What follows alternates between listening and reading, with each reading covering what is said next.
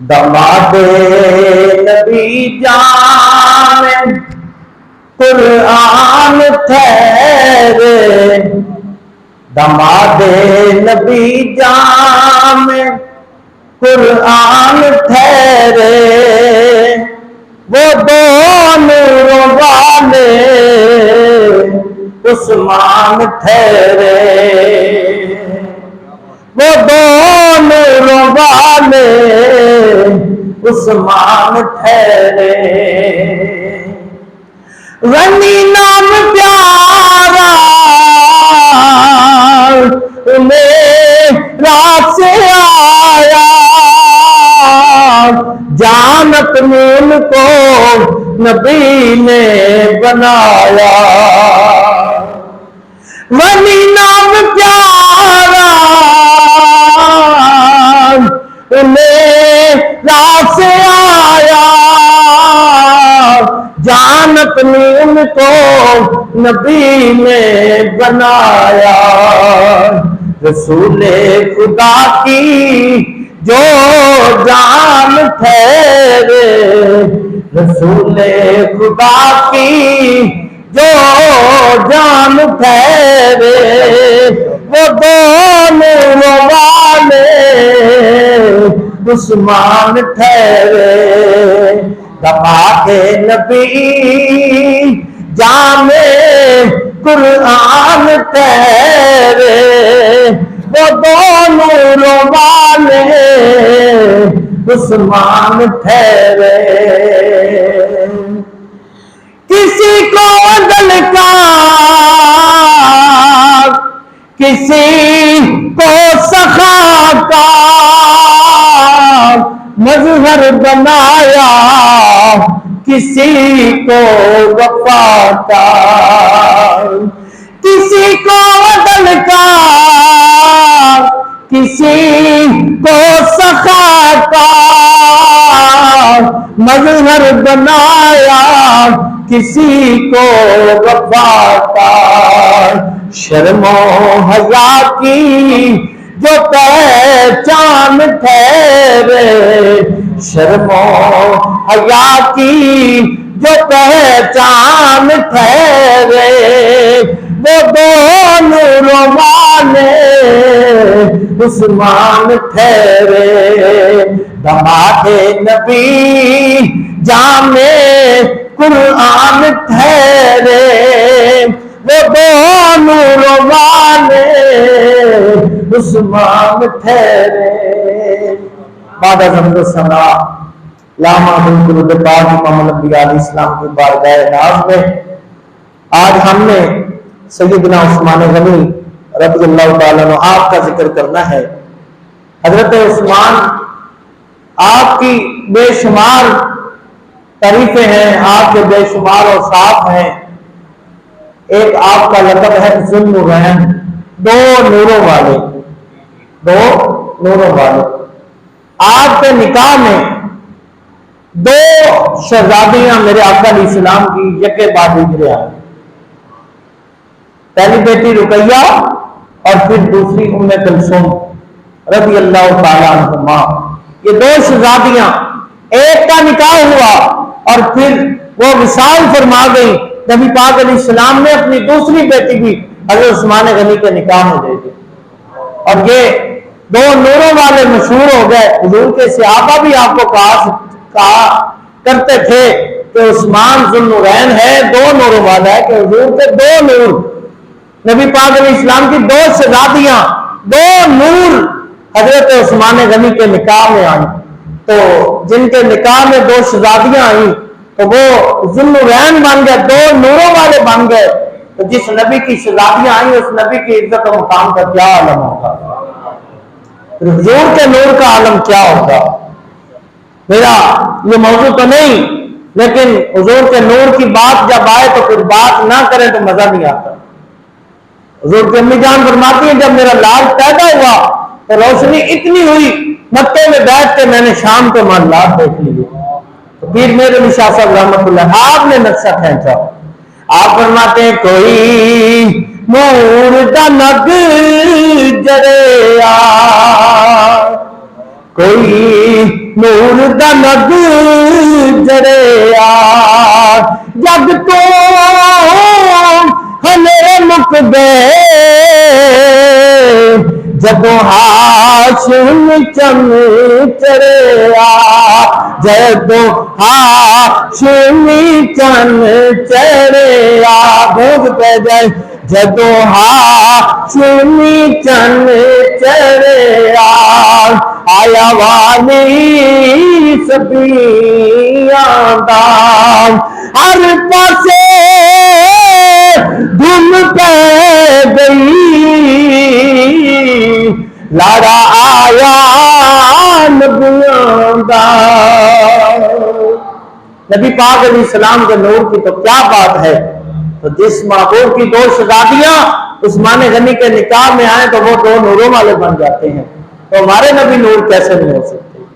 نبی پاک علیہ السلام کے پیارے غلام حضرت عثمان غنی رضی اللہ تعالیٰ عنہ آپ صرف نام کے غنی نہیں تھے. آپ نے جب جب اسلام کو ضرورت پڑی تو آپ نے تب اپنا سب کچھ اسلام میں پیش کر دیا. حضور کی امت کو پانی کی ضرورت پڑی تو حضرت عثمان غنی رضی اللہ تعالیٰ آپ نے جا کے وہ چشمہ وہ کنواں خرید لیا. بیر روما کے نام سے حدیثوں میں بے شمار حدیثوں میں ذکر ملتا ہے.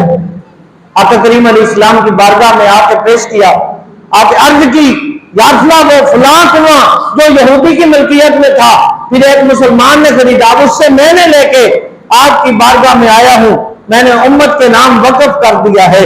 آقا علیہ السلام نے فرمایا جس نے دنیا میں رہتے ہوئے کوئی جنتی شخص دیکھنا ہو میرے یار عثمان کو دیکھ لے. اللہ اکبر یا رسول اللہ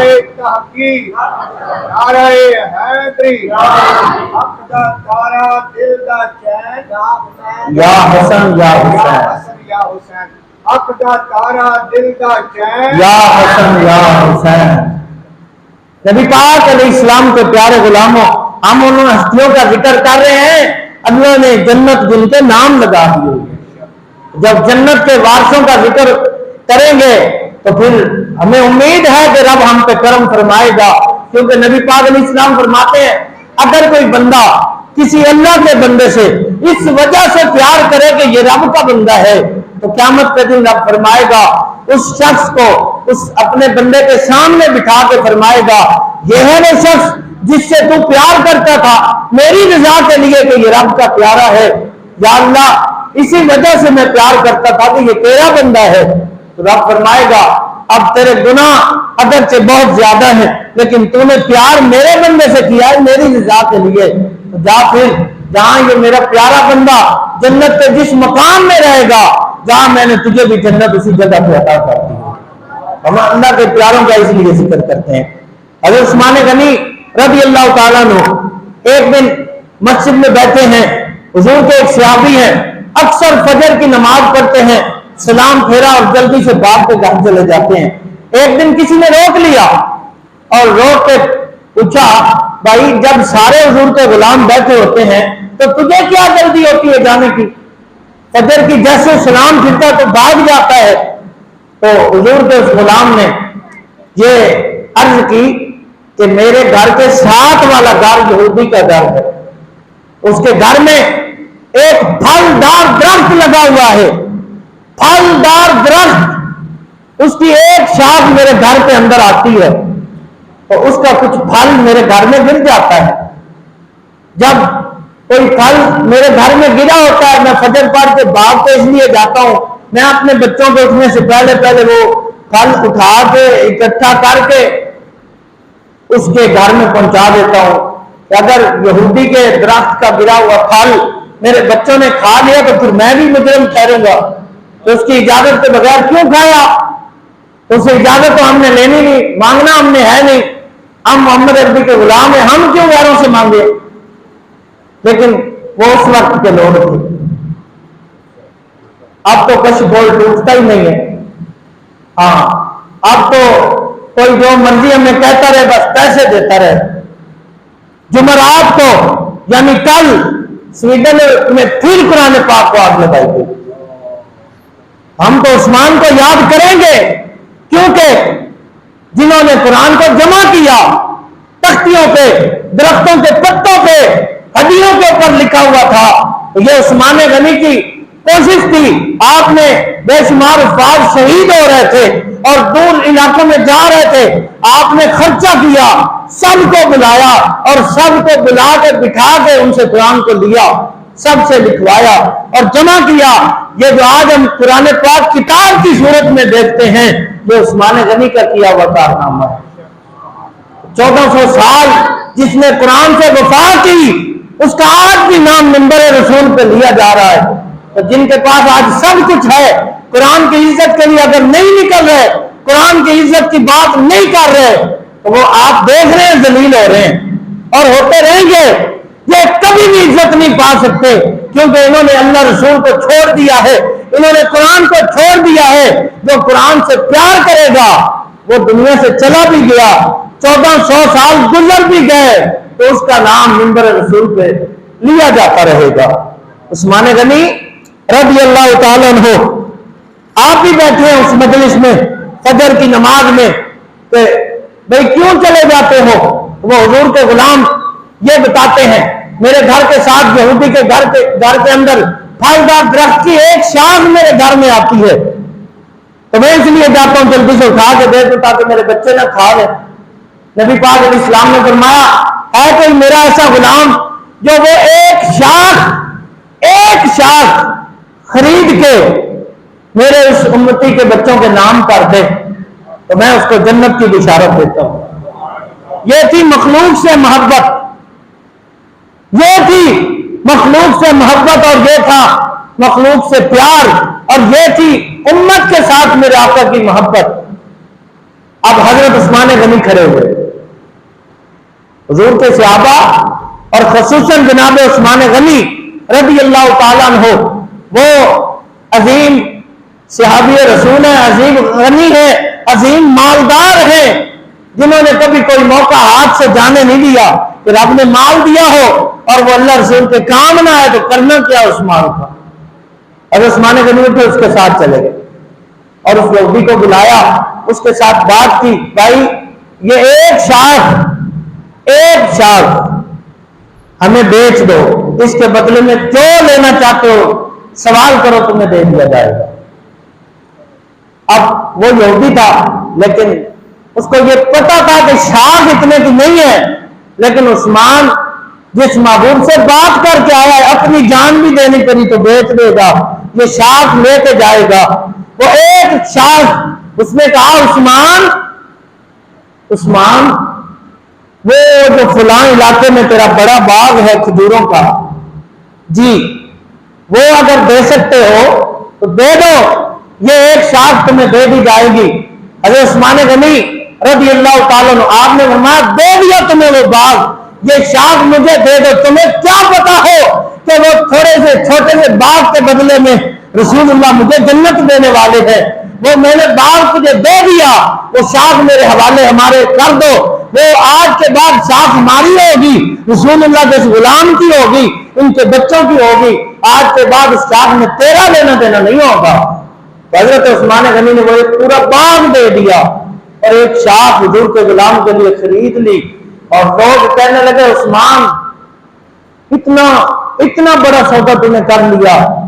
تو آپ نے جو پیاری بات کی، حضور کی بارگاہ میں آ کر جو بات کی، وہ شاعر نے بڑے خوبصورت لفظوں میں کھینچی ہے۔ پنجابی کا شاعر کہتا ہے، چھل کر گئی کانے دی ایک مایا تو مل جائے، نہیں لوڑ زمانے دی ایک مایا تو مل جائے۔ یہ حضور کی بارگاہ میں آ کے کہہ رہے ہیں، یافلہ مال کی ضرورت ہی نہیں ہے، ایک مایا تو مل جائے، نہیں لوڑ زمانے دی ایک مایا تو مل جائے۔ یہ شعر آج میں زندگی میں پہلی مرتبہ کہ کہیں بھی پڑھ رہا ہوں، پہلے بھی کہیں بھی نہیں پڑھا، لیکن یہ میں نے 2-3 سال سے یہ شعر پڑھا ہے، تو شاید ہی کوئی دن ایسا گزرتا ہو جس دن میں یہ نہ گنگناتا رہتا ہوں۔ مجھے بڑی لذت ملتی ہے کہ اگر حضور مل جائے تو اور چاہیے کیا۔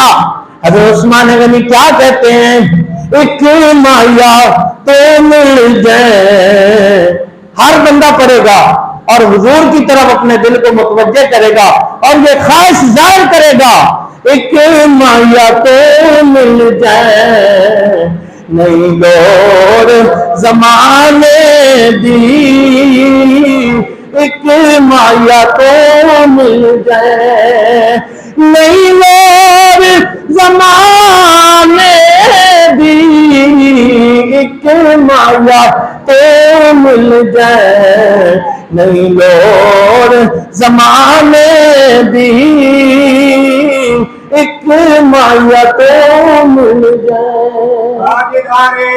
ختم نبوت زندہ باد، زندہ باد، ختم نبوت زندہ باد، زندہ باد۔ حضرت عثمان غنی رضی اللہ تعالیٰ عنہ مولا علی شیر خدا کے بازار میں جاتے ہوئے دیکھا، یہ حضور کی آل سے محبت دیکھنا، مولا علی شیر خدا کو جاتے ہوئے دیکھا، ہاتھ میں زرہ ہے۔ حضرت عثمان غنی نے روک لیا اور پوچھا علی کہاں جا رہے ہو؟ تو حضرت مولا علی شیر خدا فرماتے ہیں عثمان شادی کی تیاری کرنے لگا ہوں تو یہ زرہ بیچنے جا رہا ہوں، یہ زرہ بیچنے جا رہا ہوں۔ تو حضرت عثمان غنی فرماتے ہیں مجھے ہی بیچ دو، بازار میں بیچنی ہے تو یہ زرہ مجھے ہی دے دو۔ پکڑ کے پیار سے ہاتھ لگا کے فرماتے ہیں علی یہ تو بڑی کمال زرہ ہے، یہ تو بڑی کسی اچھے کاریگر نے تیار کی ہے، اتنی خوبصورت زرہ کتنے کی بیچو گے؟ تو حضرت عثمان غنی فرماتے ہیں، حضرت علی المرتضیٰ فرماتے ہیں بازار میں اس کی قیمت لگی ہے 485 درہم۔ تو آپ نے فرمایا ٹھیک ہے، اگر آپ خوش ہیں اتنے میں تو یہ عثمان خرید لیتا ہے۔ حضرت عثمان غنی نے وہ زرہ خرید لی، وہ زرہ خرید کے اپنے پاس رکھ لی، 485 درہم دے دیے۔ تو جب پیسے دے دیے آپ نے فرمایا گنتی کریں گے، کر لیے پورے ہو گئے، ٹھیک ہے۔ آپ نے فرمایا یہ زرہ اب آپ کی شادی ہے، آپ میرے ہم جنس بننے والے ہیں، میں بھی امام الانبیاء کا داماد ہوں، آپ بھی امام الانبیاء کے داماد بننے والے ہیں، تو آپ تو میرے بھائی ہیں، آپ میرے ہم جنس ہیں، تو آپ کو کچھ نہ کچھ تو میں نے بھی تحفہ دینا ہے، تو آپ ایسے کریں یہ زرہ میری طرف سے تحفے میں قبول فرما لیں۔ کیا محبت تھی حضور کے غلاموں کی۔ اس لیے ہم کہتے ہیں جس وقت خدمت میں ان کی وہ بکروں میں عثمان علی، اس وقت رسول اکرم کے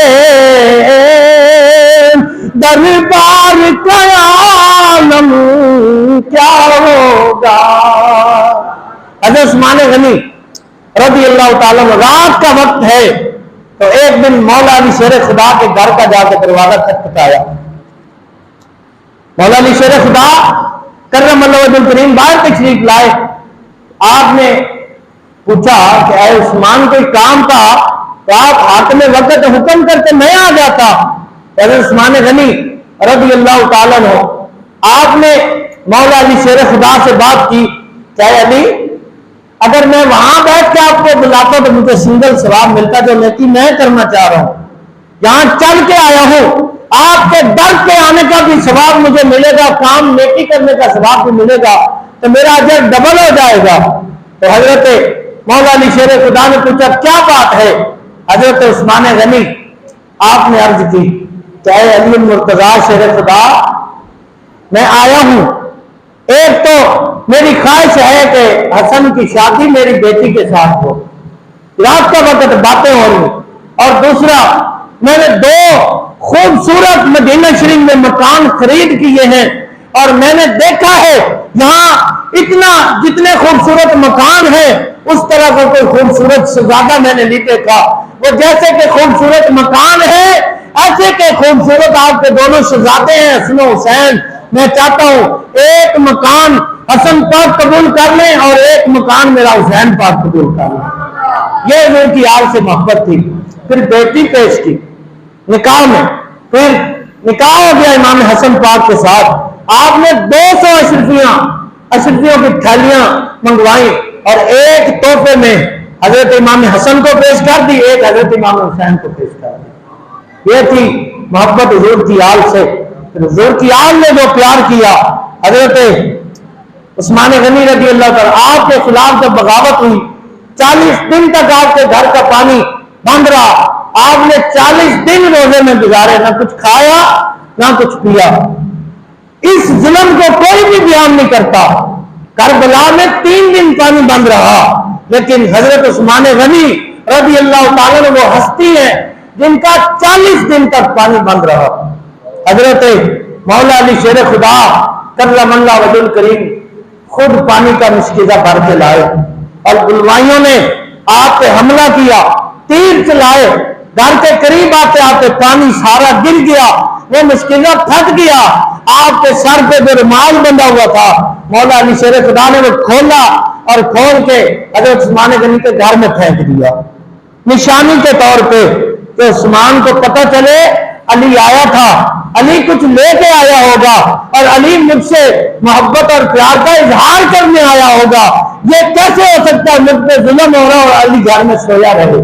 حضرت علی المرتضیٰ شیر خدا کرم اللہ وجہ الکریم آپ نے اپنے دونوں شہزادوں کی ڈیوٹی لگائی, حضرت امام حسن کی حضرت امام حسین کی ڈیوٹی لگائی کہ میرے بیٹوں تمہارے ہوتے ہوئے تمہارے پاس سے گزر پہ کسی کی ضرورت نہ پڑے وہ حضرت عثمان غنی پہ ظلم کرے یا حضرت عثمان غنی پہ کوئی حملہ کرے.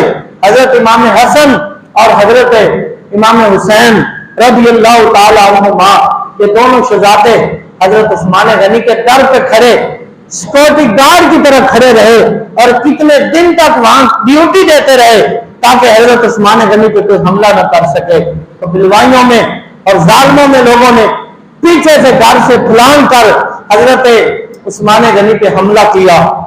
آج جو قرآن کو سال سال گزر جاتا ہے ہاتھ نہیں لگاتے اور نہ خود پڑھتے ہیں نہ بچوں کو پڑھاتے ہیں, وہ پھر کیسے اپنے اندر سے غم کا اظہار کر سکتے ہیں یا غصے کا کہ بھائی قرآن پہ حملہ ہوا ہے.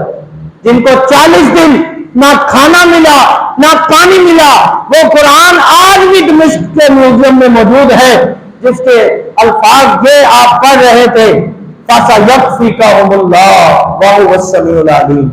آپ نے جب یہ پڑھا فَسَيَكْفِيكَهُمُ اللَّهُ, اسی لفظ کے اوپر آپ کے خون کا قطرہ گرا اور وہ خون مبارک قرآن پاک کے اوپر لگا ہوا ہے. آج بھی وہ قرآن پاک دمشق میں پڑا ہے اور یہ بتا رہا ہے کہ میرے محبوب کی پیاری امت کہاں سو گئے ہیں آپ لوگ, کہاں سے لائیں آج ہم عثمان جو 40 دن بھوکا بھی رہے پیاسا بھی رہے لیکن پوری کائنات کو بتا کر جا رہا ہو ہم پانی کے بغیر بھی زندہ رہ سکتے ہیں, ہم کھانے کے بغیر بھی زندہ رہ سکتے ہیں, لیکن اگر ہم زندہ نہیں رہ سکتے تو وہ قرآن پاک ہے. ہم اللہ کے کلام کے بغیر زندہ نہیں رہ سکتے, لیکن آج ہم خبریں نہ سنیں تو دل نہیں گزرتا, اخبار نہ پڑھے تو بوریت ہے, خبریں نہ سنیں تو بوریت ہے. ایک دن اگر نیٹ بند ہو جائے تو قیامت آئی ہوتی ہے. کسی ایک گھر میں وائی فائی چل رہا تو وہاں دائیں بائیں 20-25 بچے گھوم پھر رہے ہوتے ہیں کہیں سے وائی فائی کا کوڈ مل جائے. لیکن آج ہمیں بوریت نہیں ہوتی تو قرآن کے بغیر نہیں ہوتی. کبھی ہم نے یہ سوچا کہ آج کی صبح کا آغاز ہم نے کیسے کیا, کبھی ہم نے سوچا اٹھتے سب سے پہلے میسج کرتے ہیں اور اس میں 90% لوگ جھوٹ بولتے ہیں, میں یہ کر رہا تھا میں وہ کر رہا تھا. تو پھر یہ کیسے ہوگی قرآن کی تعلیم عام. علامہ اقبال رحمۃ اللہ علیہ آپ فرماتے ہیں کہ درس قرآن اگر ہم نے بلایا نہ ہوتا تو یہ زمانہ اس زمانے نے دکھایا نہ ہوتا. اگر ہم نے قرآن سے پیار کیا ہوتا تو آج اگر ہم نے حضرت عثمان غنی کی سیرت کو اپنایا ہوتا تو یہ سویڈن اور ڈنمارک اور امریکہ اور اس طرح کے ظالموں کی جرت کیا تھی جو ہماری پاک کتاب کی طرف دیکھ بھی جاتے.